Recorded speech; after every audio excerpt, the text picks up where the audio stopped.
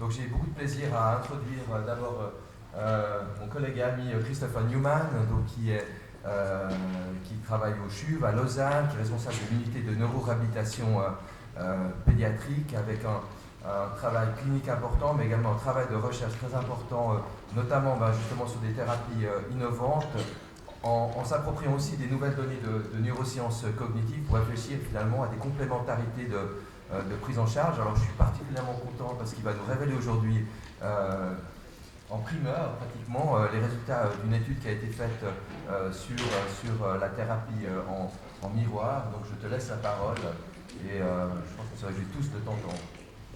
Merci beaucoup Joël pour l'introduction, et puis merci beaucoup en effet aux organisateurs de me donner cette opportunité de vous présenter en primeur en effet les résultats définitifs de notre étude sur la thérapie miroir, donc qui est une technique de réadaptation utilisée, alors vous le verrez, initialement chez les adultes hémiplégiques et dont on a tenté la mise en place chez l'enfant.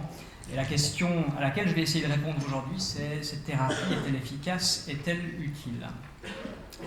Donc pour ce faire, je vais vous inviter à me suivre avec Alice de l'autre côté du miroir dans un monde un peu mystérieux.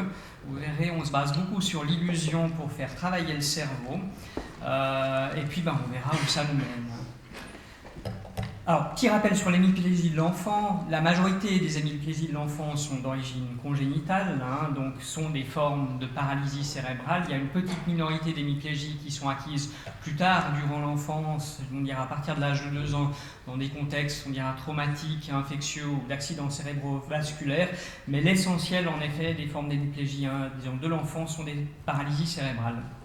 La prévalence de cette atteinte est de l'ordre de 1 pour 1000 naissances. Ça en fait une des formes les plus fréquentes, voire même la forme la plus fréquente de paralysie cérébrale. Elles sont donc essentiellement liées à des atteintes cérébrales focales, donc dans un hémisphère cérébral, qui vont survenir durant la période prénatale ou alors autour de la naissance. Juste pour vous illustrer le fonctionnement d'un enfant hémiparétique, donc là vous avez un enfant avec une hémiparésie gauche qui a tout de même une fonction, on dira, relativement préservée, mais vous allez voir des altérations du contrôle moteur de ce côté-là, avec des mouvements qui sont marqués par des postures anormales, une imprécision dans les gestes, et puis des difficultés dans les préhensions. Donc là, la consigne qui lui est donnée, c'est d'avoir une pince pouce-index, et on voit qu'il a plutôt, en effet, ce qu'on appelle une pince latéro-latérale, où il va pincer comme ça, latéralement entre les deux premiers rayons. Alors il y a une grande variabilité dans le spectre des hémiparésies, des enfants qui ont des atteintes plus importantes que celles-là, qui sont moins fonctionnelles, d'autres qui le sont plus. Donc il s'agit en effet vraiment, en termes, je dirais, de déficit fonctionnel, d'une atteinte qui a une variabilité certaine. Alors, quels sont les traitements habituellement utilisés chez ces enfants-là? Pour ce qui est du membre supérieur, parce que c'est là-dessus qu'on va se concentrer aujourd'hui, c'est l'ergothérapie, bien entendu, la physiothérapie, un certain nombre de compléments à ces thérapies-là, c'est-à-dire des approches bien particulières telles que la thérapie par contrainte induite, ou alors des modes d'entraînement intensif en bimanuel, ce qu'on appelle le SIMT et le HABIT, qui ont été bien décrits, on dira, ces 5 à 6 dernières années, avec des études relativement concluantes. Et puis ensuite des approches un peu plus invasives, comme la dénervation chimique par toxine botulique, voire même la chirurgie orthopédique sous forme de transfert musculo-tendineux, entre autres. Alors, la thérapie miroir, elle vient s'insérer en effet dans cette réflexion-là, et je vais vous en faire un petit peu l'historique.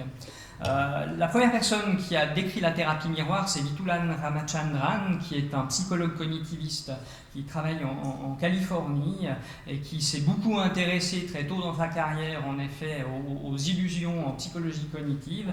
Et il a appliqué, en fait, ce modèle de thérapie miroir initialement dans le traitement des membres et des douleurs fantômes chez les amputés. Alors ici vous avez une image de son article Princeps sur l'utilisation du miroir. Alors l'idée de Ramachandran, c'est que les membres fantômes et en particulier les douleurs fantômes sont liées à une incongruence entre l'information visuelle que reçoit la personne, c'est-à-dire ce membre-là n'est pas présent, et sa mémoire sensorielle et sa mémoire motrice qui lui dit « mais avant j'avais un bras, une main ici. Et cette incongruence, en effet, génère des douleurs. Et ce qu'il a vu, en fait, dans les premières études, c'est que les douleurs des membres fantômes diminuaient de manière très significative lorsqu'on demandait à ces personnes-là, en fait, de recréer une illusion d'un membre présent en mettant, en effet, leurs bras amputés derrière le miroir et en regardant, en fait, le reflet de leurs mains valides bouger dans le miroir. Alors à partir de cette réflexion-là, il y a eu ensuite un développement vers l'hémiplégie chez l'adulte après accident cérébrovasculaire, avec là aussi une idée de traiter l'incongruence entre quelque part la volonté motrice, qui est de pouvoir bouger cette main, ce bras de manière efficace, et puis le retour sensoriel qui est aberrant et qui ne correspond pas en effet à ce que la personne souhaiterait faire, et de remettre quelque part les deux en congruence. Donc une première étude a été publiée à la fin des années 99 dans le Lancet, et en effet les patients s'entraînaient en regardant le reflet de leur membre sain dans un miroir qui était placé devant le membre déficient, et ça leur donnait en effet l'illusion visuelle d'un membre paralytique qui devenait fonctionnel. Alors il y a eu, suite à là aussi ces premières études, des 3 grandes études randomisées contrôlées de bonne qualité qui ont été faites chez l'adulte sur la deuxième partie, je dirais, enfin entre 2005 et 2010.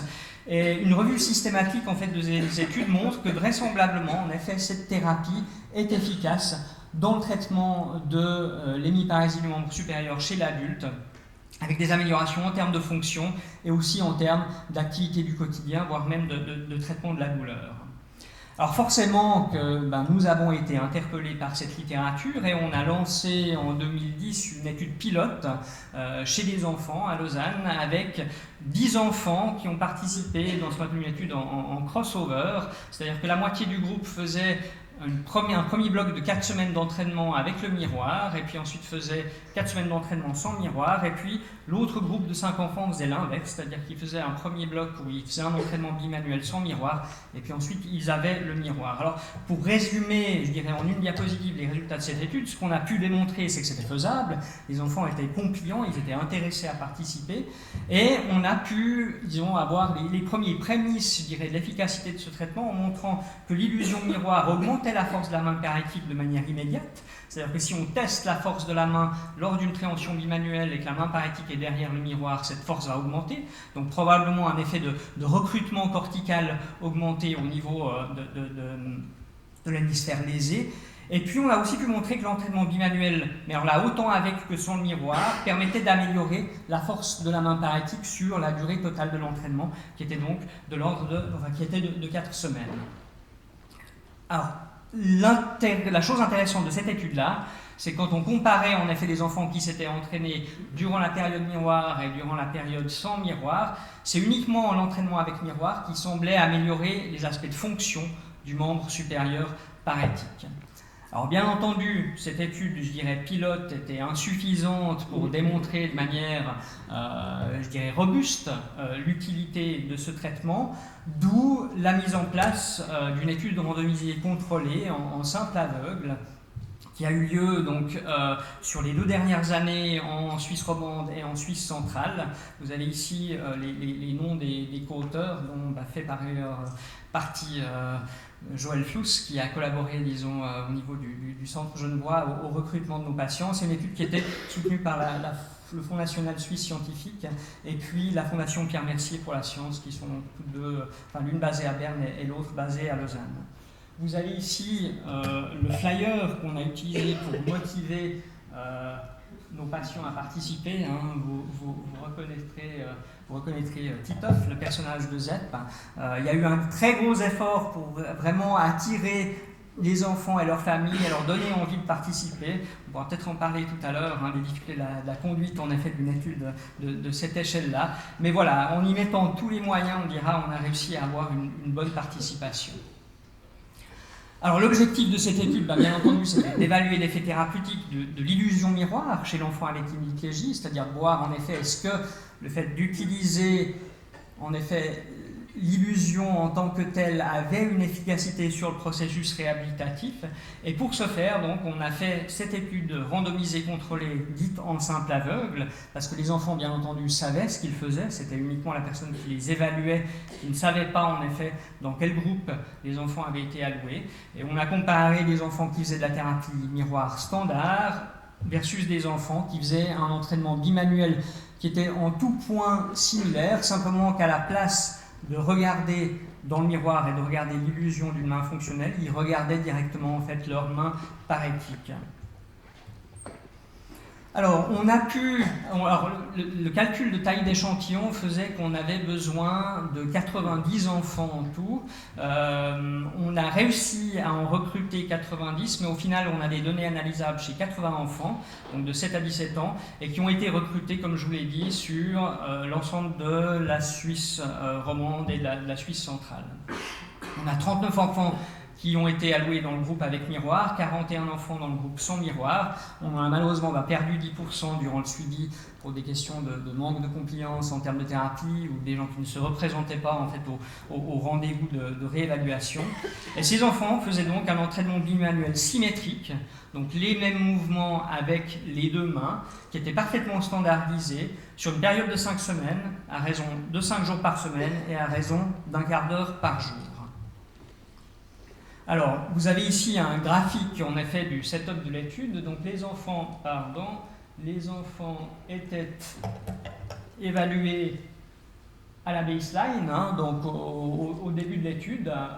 Les critères principaux d'évaluation, c'était des mesures de force, des mesures de fonction du membre supérieur, avec une échelle qui est psychométriquement très très bien validée pour mesurer ça, qui s'appelle la Melbourne Upper Limb Assessment, et qui va déterminer la fonction sur 4 axes, qui sont ceux de l'amplitude du mouvement, de la précision du mouvement, de la dextérité manuelle, et puis de la fluidité du mouvement. On avait un critère secondaire qui était vraiment l'utilisation de la main parétique dans le quotidien, et ça c'est via un questionnaire adressé aux parents qui s'appelle l'Habile Hand Kids et qui là aussi a une bonne validation psychométrique. Donc après l'évaluation initiale, les enfants s'entraînaient durant 5 semaines, ils avaient la même réévaluation 5 semaines plus tard, et puis ensuite il y avait 5 semaines dites de lavage, entre guillemets, où on les laissait sans intervention, et puis ensuite on les réévaluait à distance de la fin de l'intervention. Les aspects statistiques, je vais les passer en vitesse, mais en gros on a regardé s'il y avait des interactions dites groupe-temps, afin de voir en effet quel était, l'effet de l'allocation dans un groupe ou un autre au fur et à mesure de la progression des enfants dans l'étude.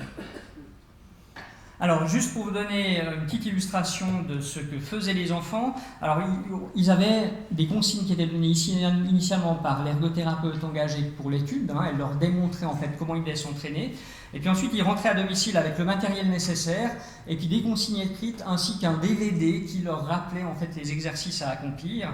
Alors là, vous avez le rappel des consignes. Pardon, j'appuie sur le mauvais device. Voilà, donc l'entraînement en quoi il consiste, les conditions dans lesquelles se mettre, un endroit plutôt calme pour qu'ils puissent faire ça de manière concentrée, d'enlever un maximum d'objets qui peuvent les divertir, d'enlever les accessoires, et puis ensuite la consigne par rapport au miroir à proprement parler et comment le positionner. Et puis ensuite les enfants avaient, alors là je vous en montre juste un échantillon, mais ils avaient 7 exercices à faire, par bloc de 3 x 10 répétitions, et qui contenait, je dirais, des mouvements différenciés, par exemple de préhension palmaire, c'est ce que vous voyez là, elle doit appuyer sur une éponge de manière répétée, 3 x 10, des mouvements de prosupination. Alors là aussi, je dirais merci beaucoup aux ergothérapeutes qui ont participé à l'étude. Ils ont vraiment mis en place, je dirais, un programme d'entraînement qui était, intéressant et sympa à faire pour les enfants. Donc là, c'est un exercice de prosupination. Vous voyez, l'idée, c'est de faire tourner le petit papillon avec les ailes en haut, les ailes en bas, et puis ensuite de répéter ça. Et puis, alors, pour ceux qui sont intéressés, bien entendu, vous pouvez par la suite me contacter. Je vous remets volontiers ce programme d'entraînement.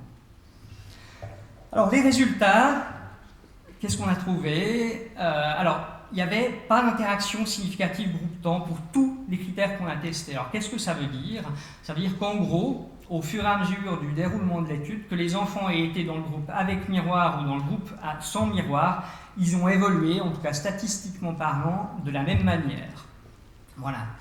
On a regardé un certain nombre de cofacteurs pour voir si ça altérait cette évolution-là, et là aussi, aucun des cofacteurs testés n'avait d'effet significatif sur ce résultat-là. Si on regarde l'âge, la latéralité de la lésion, le degré de fonction initiale, s'il s'agit d'une paralysie cérébrale qui est acquise ou au contraire congénitale, s'il s'agit d'une atteinte, disons, profonde versus superficielle, ou alors s'il y a la présence initialement de mouvements miroirs spontanés ou pas, ça ne changeait en rien l'évolution des enfants du point de vue des statistiques.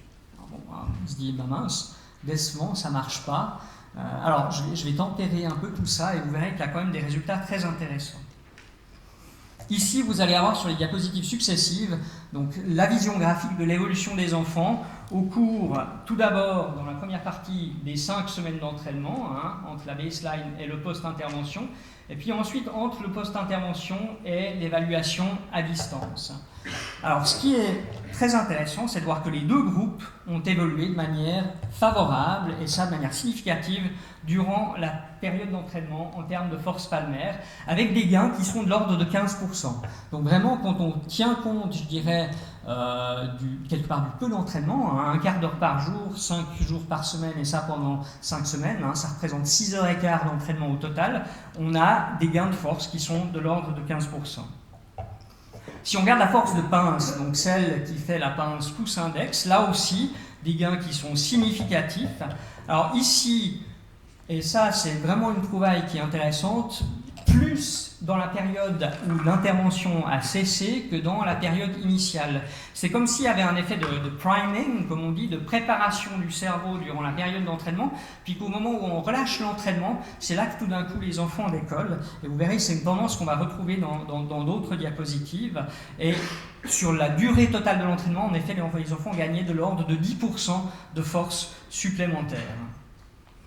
La précision du mouvement s'améliorait elle aussi de manière significative, et là aussi de manière importante, on gagne environ 10%, et de nouveau cette même tendance, c'est quand les enfants ont arrêté de s'entraîner qu'ils ont tout d'un coup décollé en termes de précision du mouvement. Ça, c'est vraiment quelque chose, je dirais, d'inattendu. On s'attendait à ce qu'ils soient soit sur un plateau, voire même à ce qu'ils perdent durant la période où ils ne faisaient plus rien.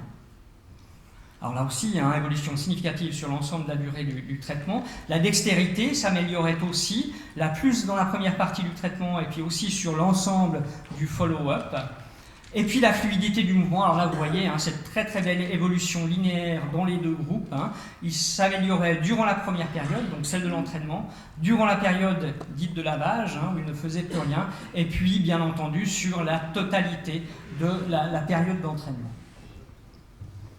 Et puis l'habileté quotidienne, donc finalement l'utilisation de cette main parétique dans le quotidien, là aussi évolution très intéressante, fortement significative durant la première période, donc celle où les enfants s'entraînent, avec des gains de l'ordre de 6 à 7%, et puis des gains qui vont se maintenir, voire même se consolider sur la période d'observation totale.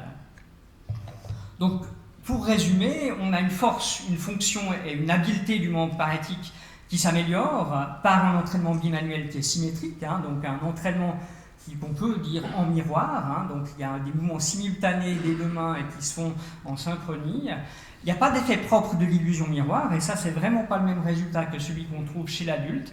Et puis les bénéfices sont très nets malgré une exposition thérapeutique qui est limitée, qui est de l'ordre, comme je l'ai dit, de 6 heures sur 5 semaines.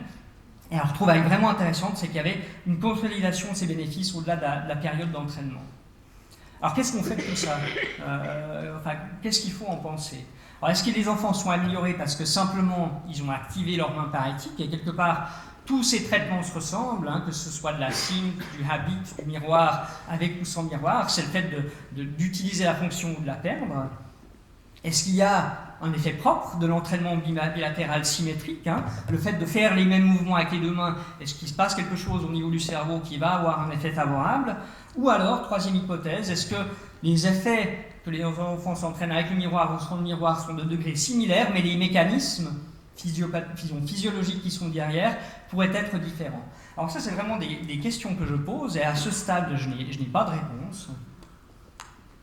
Mais peut-être un ou deux éléments à vous donner en termes, je dirais, d'études d'imagerie et d'études de l'électrophysiologie qui ont été faites de manière complémentaire.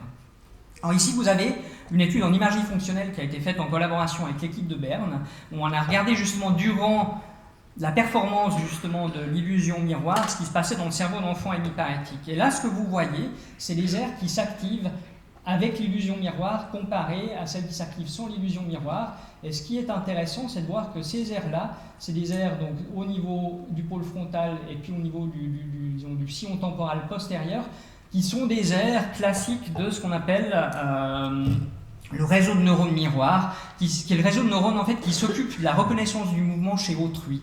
Donc c'est le circuit fondamental en fait, de l'imitation et qui nous permet d'apprendre par imitation.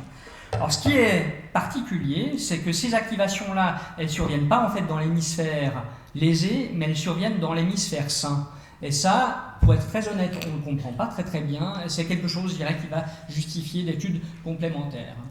Il y a une autre étude qui a été faite en donc stimulation magnétique transcrânienne, et là, un élément intéressant, c'est de voir que les potentiels évoqués moteurs par l'illusion miroir augmentent tout de même, et en particulier dans un groupe qui est dans le groupe en fait, des enfants qui ont ce qu'on appelle un contrôle, on dira plus physiologique, contralatéral de leur mouvement, c'est-à-dire où c'est l'hémisphère qui est censé se consacrer au mouvement au départ qui contrôle en effet le mouvement contralatéral. Il y a en effet une minorité d'enfants hémiparétiques chez lesquels c'est en fait l'hémisphère sain qui contrôle les deux mains en même temps, et ça en particulier c'est les enfants qui ont beaucoup de mouvements miroirs spontanés. Comme je l'ai relevé dans notre étude, on n'avait pas de différence entre les enfants qui avaient ces mouvements miroirs spontanés très forts et ceux qui n'en avaient pas. Mais voilà, alors ce qui est particulier avec cette étude, c'est que quelque part, elle pose presque plus de questions qu'elle n'apporte de réponses. Alors, finalement, est-ce qu'il y a un effet propre, en effet, de l'entraînement bilatéral simultané? Alors, c'est là aussi, hein, c'est assez particulier, mais c'est après coup qu'on s'en est rendu compte. En fait, en allant dans la littérature après coup, on s'est rendu compte que c'est quelque chose qui est exploré depuis le début des années 2000 chez l'adulte. C'est une thérapie en fait, qui se base sur l'idée qu'on a une désinhibition interhémisphérique quand on fait ce type de mouvement-là. Et que, de ce fait, l'hémisphère sain va apprendre à l'hémisphère lésé à fonctionner de manière correcte par imitation. Alors, il y a quelques études qui ont été faites, pas toutes concluantes, pas toutes et de loin pas de bonne méthodologie, mais là c'est, je dirais, de la recherche qui est en progrès chez l'adulte. Voilà. Donc en conclusion, ce qu'on peut retenir, c'est que l'entraînement bimanuel symétrique en miroir, donc pas avec miroir, mais en miroir, il est efficace chez l'enfant hémiplégique. Il est simple à mettre en place et il est peu coûteux. Et de manière intéressante, on a une bonne compliance. Le miroir, en tout cas dans notre étude, n'avait pas d'effet additif, mais à titre personnel, je pense vraiment qu'il peut être intéressant comme facteur motivationnel. Alors c'est complètement anecdotique, mais juste que vous sachiez, il y a des enfants et des familles qui, malgré ce résultat-là qu'on leur a communiqué, nous ont dit « Ah ben, nous on était dans le groupe qui s'est entraîné sans miroir, mais on aimerait quand même avoir le miroir pour pouvoir essayer. » Voilà, malgré le fait donc, qu'ils étaient au courant des résultats de notre étude. Et puis, alors, ce qui est vraiment nécessaire maintenant, c'est de faire une comparaison entre ce mode de traitement-là et d'autres modalités thérapeutiques maintenant bien établies chez l'enfant hémiplégique. Je les ai mentionnées, hein, la thérapie par la contrainte, la thérapie manuelle intensive bilatérale, afin de voir en effet est-ce qu'il y a des spécificités de chacune de ces prises en charge qui peuvent apporter des effets plus ou moins bénéfiques chez telle ou telle catégorie d'enfants hémiparétiques. Et je vous remercie beaucoup pour votre attention.